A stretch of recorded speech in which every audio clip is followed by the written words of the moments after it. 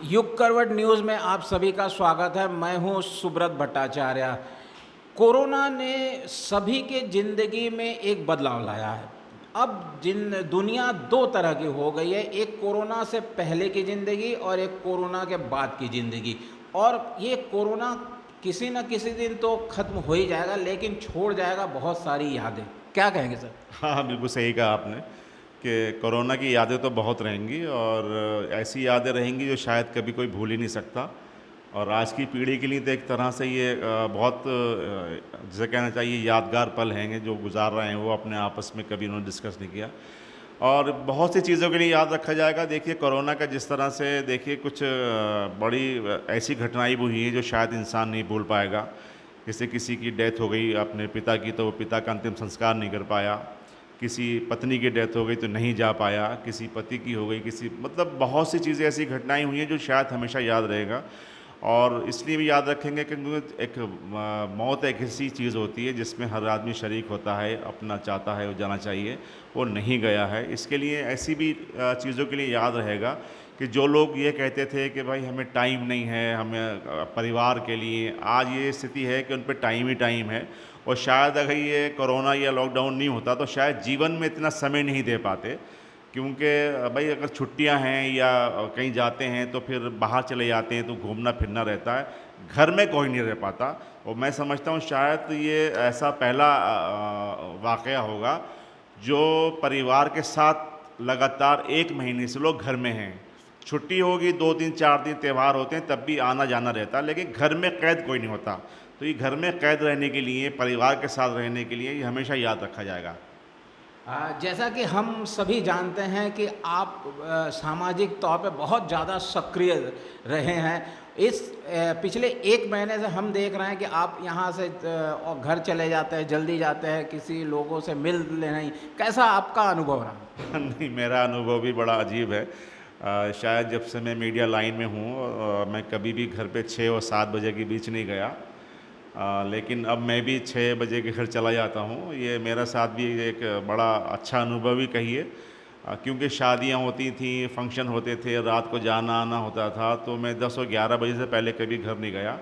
तो मेरे साथ भी एक अजीब-सा तो हो ही रहा है, मैं भी बड़ा बहुत कुछ मिस कर रहा हूँ। लेकिन क्योंकि जहान है तो जहान है, माननीय प्रधानमंत्री जी ने भी कहा है, तो उसको फ़ॉलो करते हैं लॉकडाउन को, और हम भी सीधा अपना कार्यालय और कार्यालय से घर चले जाते हैं। और यही वजह है कि हम जिस तरह मीडिया की लाइन में लोग हैं, उनकी सेवा कर रहे हैं, तो इससे बड़ी संतुष्टि मिलती है। आइए अब बात करते हैं ज़रा कोरोना संक्रमण और इससे जुड़ी घटनाओं पर। आज दिल्ली और गाज़ियाबाद में आने जाने वालों को बहुत तकलीफ़ हुई है। कल 6 संक्रमितों के मिलने और उनके दिल्ली कनेक्शन की वजह से दिल्ली बॉर्डर को पूरी तरह सील कर दिया। लोगों को आने जाने में बहुत दिक्कत हुई। NH-24 यूपी गेट से विजयनगर और लाल कुआं तक लंबा जाम लग गया। कैसे सर, ऐसे इस तरह के तकलीफ़ें जनता को बहुत हो रही है, क्या कहेंगे? देखिए, कहीं न कहीं इसमें थोड़ी-सी लापरवाही रही है, और इसकी वजह से क्योंकि कुछ पासेज़ इश्यू हो गए थे, दिल्ली की तरफ से भी हो गए और दिल्ली वाले गाज़ियाबाद आ रहे थे, गाज़ियाबाद के लोग दिल्ली जा रहे थे। लेकिन रात को क्योंकि ऐलान हो गया कि ये कल से बंद कर दिया जाएगा, तो उसको लेके थोड़ी परेशानी तो हुई है। लेकिन ये अच्छा प्रयास इसलिए है, देखिए कि मैं आज बताना चाहूँगा और आपको जानकारी भी होगी, और एक राहत भरी बात ये है कि गाज़ियाबाद और नोएडा में एक भी कोई कोरोना का केस आज नहीं है। ये अब तक 1 महीने में पहली बार ऐसा हुआ है कि कोई भी एक केस नहीं आया है। उसकी वजह यही है कि कहीं न कहीं लोगों ने लॉकडाउन का पालन किया है। इसके अलावा जो 6 लोग थे कल, वो दिल्ली के थे जो हमारे यहाँ आए पॉज़िटिव। इसके अलावा जितने भी केसेज़ हमारे यहाँ हैं, वो सीज़फायर नोएडा की वजह से या हमारी यहाँ कंपनी की वजह से आए हैं। तो हमारे यहाँ तो बहुत कम परसेंटेज है ऐसे लोग कि जो बाहर से आए हैं, उन्हीं को हम झेल रहे हैं। उन्हीं की वजह से तमाम ये चीज़ें हो रही हैं। तो दिल्ली सरकार की वजह से देखिए, दिल्ली यहाँ मज़दूर आए और लोग गए तो बहुत सी चीज़ें परेशानी हुई हैं। तो ज़ाहिर है कि उत्तर प्रदेश सरकार ने जो है बड़ी सख्ती के आदेश दिए, और डीएम गाज़ियाबाद, एसएसपी गाज़ियाबाद ने पूरी तरह से जो है यूपी बॉर्डर सील कर दिया है। तो परेशानी तो हुई है, लेकिन ये परेशानी हमारे लिए सबसे लिए आगे इसको फ़ायदा मिलेगा। जैसा कि हमारे प्रधान संपादक जी ने कहा कि गाज़ियाबाद और नोएडा के लिए अच्छी खबर है कि यहाँ अब कोई केस नहीं आया है आज। पिछले कई दिनों से हम देख रहे हैं यहाँ के डीएम और एसएसपी लगातार सिचुएशन पर मॉनिटर कर रहे हैं।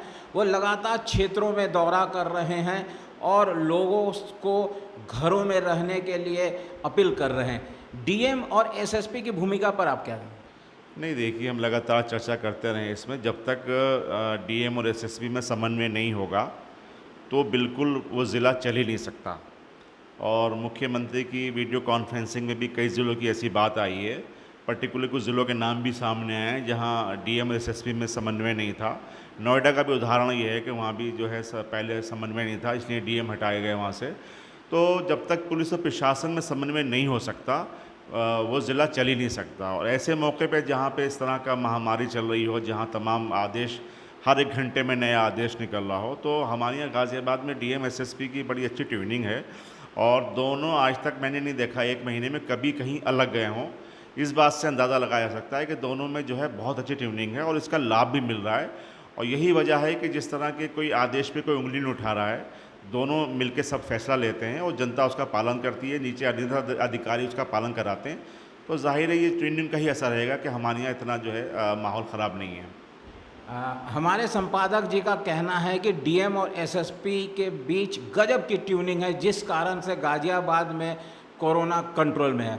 आज हमारे प्रधान संपादक जी कई स्वयंसेवी संगठन के साथ मिलकर पीपीई किट प्रशासन को दिया। आइए जानते हैं क्या बात थी। हाँ, देखिए, असल में जो ये पीपीई किट है, ये एक तो आसानी से मिलती नहीं है, फिर थोड़ा कॉस्टली भी है और इसकी कमी भी बहुत महसूस हो रही है, क्योंकि ये ऐसी किट है कि इसको पहनकर ही पूरी तरीके से जांच होती है, डॉक्टर्स जांच करते हैं।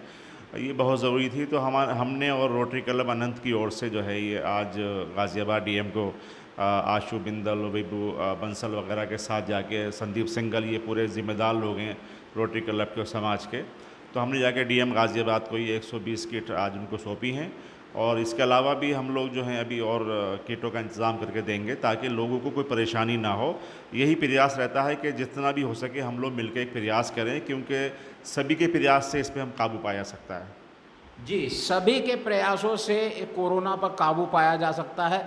दोस्तों, एक खबर और अच्छी आ रही है कि केंद्र सरकार के सूत्रों का कहना है कि 3 मई से लॉकडाउन शायद ख़त्म हो जाए। इसके लिए एक एक्शन प्लान बनाया गया है, लेकिन ऐसे ज़िले जहां पे कोरोना बहुत तेज़ गति से संक्रमण के साइकिल में है, वहां शायद छूट या लॉकडाउन को ख़त्म नहीं किया जाता।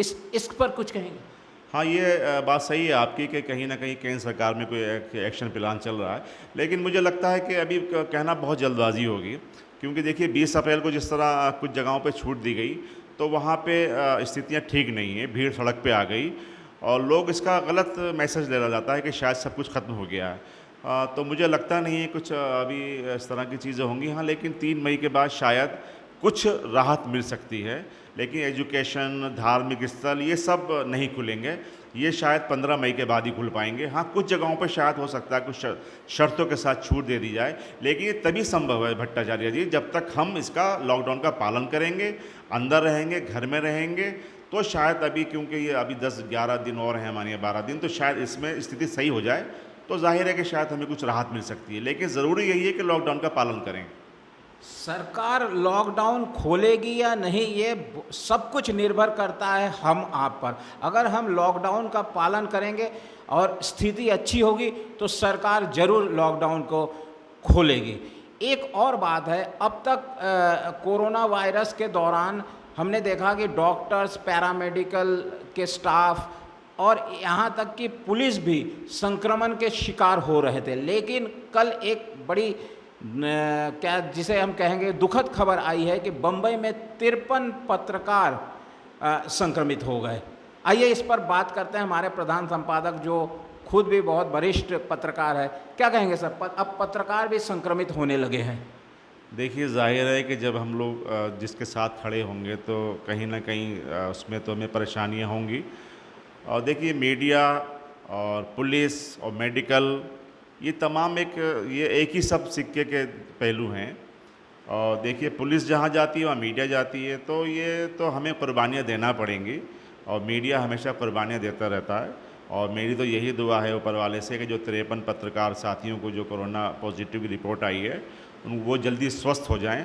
और कोई बात नहीं है, ये तो हम लड़ेंगे, लड़ते रहेंगे, ऊपर वाला है चाहा तो। ये तो हमारा कलम है, कलम के सिपाही हैं, कलम के सिपाही कभी डरते नहीं हैं, कुर्बानी देने को तैयार हैं, लेकिन हम अपनी जिम्मेदारी तो निभाते रहेंगे।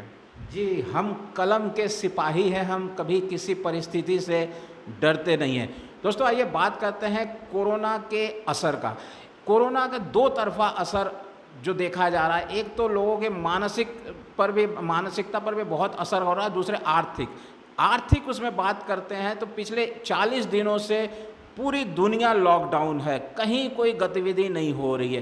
क्या हम इस आर्थिक जिसको हम कह सकते हैं एकदम गिरावट की स्थिति से उभर सकते हैं? देखिए, ये आपका बहुत गंभीर सवाल है और मुझे लगता नहीं कि हम अभी आसानी से उभर सकते हैं। देखिए, हमने इससे पहले भी चर्चा करी है, बीमारी से तो ऊपर वाला हमें बचा लेगा, लेकिन जो आर्थिक स्थिति होने वाली है, पूरी दुनिया की जो स्थिति है वो बड़ी भयंकर है और कहीं ना कहीं हम जो हैं इसका शिकार होंगे, भारत भी उसका शिकार होगा, क्योंकि हमारा कारोबार विदेशों से बहुत होता है। तो मुझे लगता है ये आर्थिक स्थिति जो है बहुत भयंकर होने वाली है। जब अमेरिका जैसा हालात वहाँ ख़राब हो गई हैं तो और देशों की क्या हालत होगी। और वही बात आ रही है कि इसमें कहीं ना कहीं चीन जो है अपनी बाजीगरी फिर दिखा रहा है, जिस तरह की उसकी हरकतें हो रही हैं। देखिए, उसने भारत में भी HDFC बैंक में अपना जो है शेयर ज़्यादा कर दिया है और भारत सरकार को मैं बड़ी मुबारकबाद देना चाहूँगा कि उन्होंने एकदम FDI में जो है पॉलिसी में एकदम बदलाव कर दिया है और जिससे बहुत बौखला गया है चीन। तो वो कहीं चीन जो है इस तरह की हरकतें कर रहा है कि वो बीमारी से तो लड़ने वाली बात उसकी ख़त्म हो गई है, वो तो ये चाहता है इस बीमारी के ज़रिए कई देशों पे अपना कब्ज़ा कर ले। भारत ने उसको मुँह तोड़ जवाब दे दिया है और हमेशा मुँह तोड़ जवाब वो खाता रहेगा भारत से। इसीलिए देखिए, कल ही भारत ने ये कह दिया गया कि हम कोई भी इस तरह की जो है बिना भारत सरकार की अनुमति की कोई भी पैसा नहीं लगाएगा। इससे बहुत बौखलाया हुआ है। तो मुझे लगता है कि आर्थिक स्थितियों में तो अभी जूझना पड़ेगा हमें।